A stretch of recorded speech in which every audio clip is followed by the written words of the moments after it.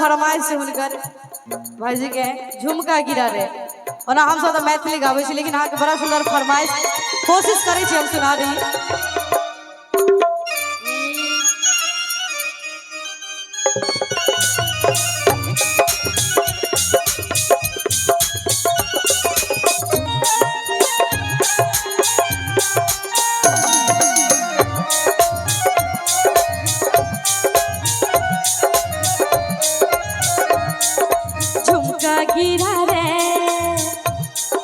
झुमका गिरा रे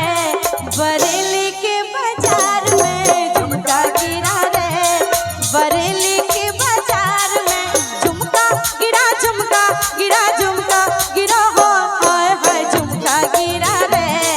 बरेली के बाजार में, झुमका गिरा रे।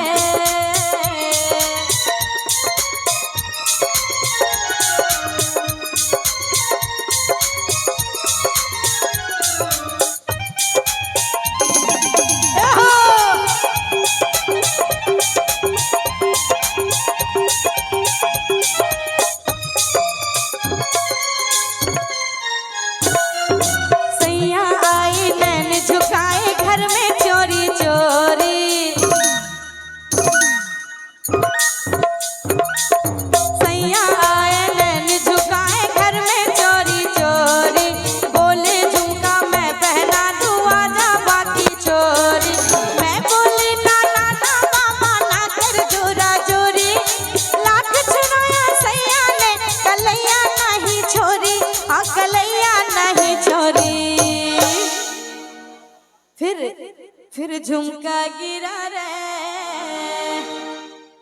फिर झुमका गिरा रे,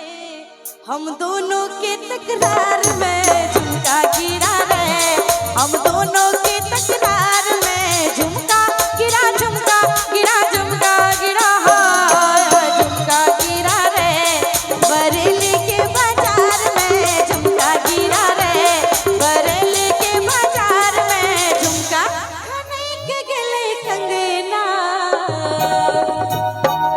हे आधी आधी रतिया खनक गेले कंगना, कहियो की बहिना बरीन भेले कंगना, कहियो की बहिना बरीन भेले कंगना,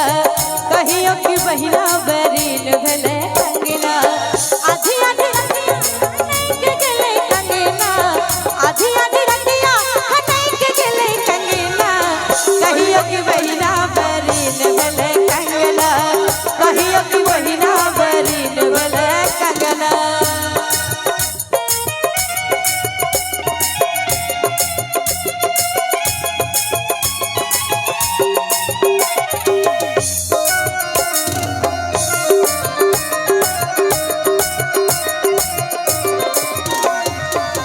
एला जो बालम हमर परदेसी,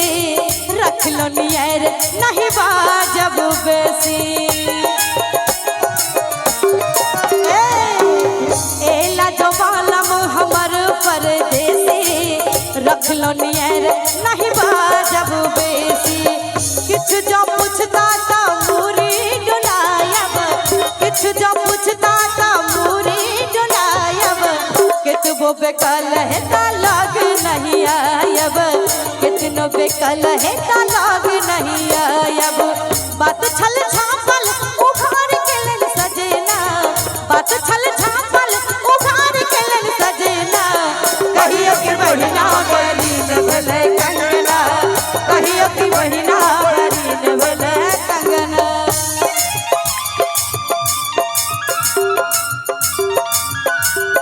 क्या बात है,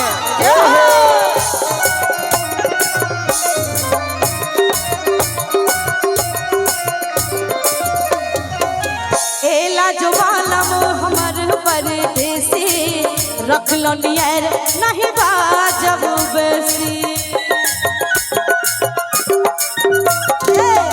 एला जो बालम हमर परदेसी, रख लो नियर नहीं बाजब बेसी, किछ जो पूछता ता मूरी डुलायब, किछ जो पूछता ता मूरी डुलायब, कितनो बेकल है ता लाग नहीं आयब, कितनो बेकल है लाग नहीं जायब बात छल छापल उखाड़ के लन सजना बात छल छापल उखाड़ के लन सजना कहियो की बहिना बरीन बेले कंगना कहियो की बहिना बरीन बेले कंगना कहियो की बहिना बरीन बेले कंगना कहियो की बहिना बरीन बेले कंगना कहियो की बहिना बरीन बेले